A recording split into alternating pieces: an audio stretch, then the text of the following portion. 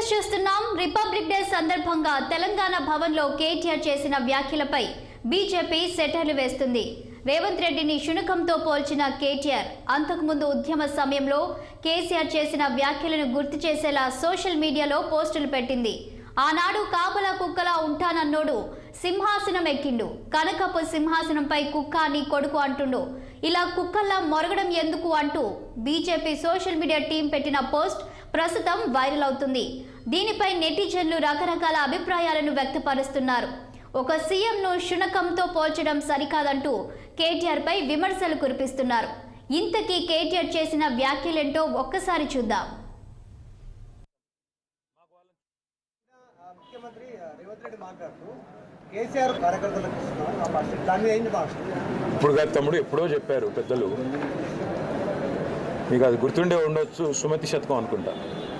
కనకపు సింహాసనమున శునకము కూర్చుండబెట్టి శుభలగ్నమున పట్టము కట్టిన వెనుకటి గుణమేల మాను వినరా సుమతి అన్నారు. అంటే మంచి ముహూర్తం చూసి ఒక శునకాన్ని తీసుకొచ్చి మరి ఒక మంచి పదవిలో పెట్టిన నీచ మానవులు తమ వెనుకటి గుణాలు మానరు అని సుమతి శతకంలో ఏనాడో చెప్పినారు. కాబట్టి వారి గురించి నేను మాట్లాడినా నోరు ఖరాబ్ చేసుకోను.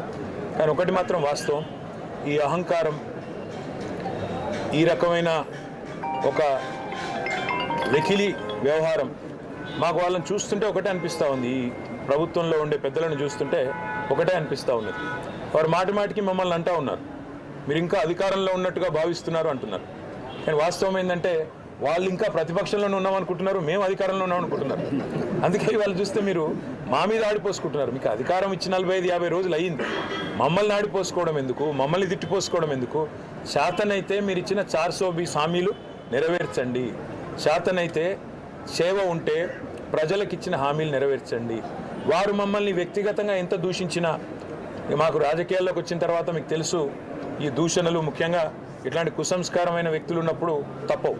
కానీ మేము ప్రజల తరపున మాత్రం వారిచ్చిన 420 హామీలు, అందులో 100 రోజుల్లో అమలు చేస్తానన్న 6 గ్యారంటీలు, వీటన్నిటి విషయంలో మాత్రం మా దృష్టి ప్రజల దృష్టి మరల్చకుండా చూసుకుంటాం. ఎందుకంటే ఇవన్నీ కూడా ప్రజల దృష్టి మరల్చే ఎత్తుగడలు, కుయుక్తులు.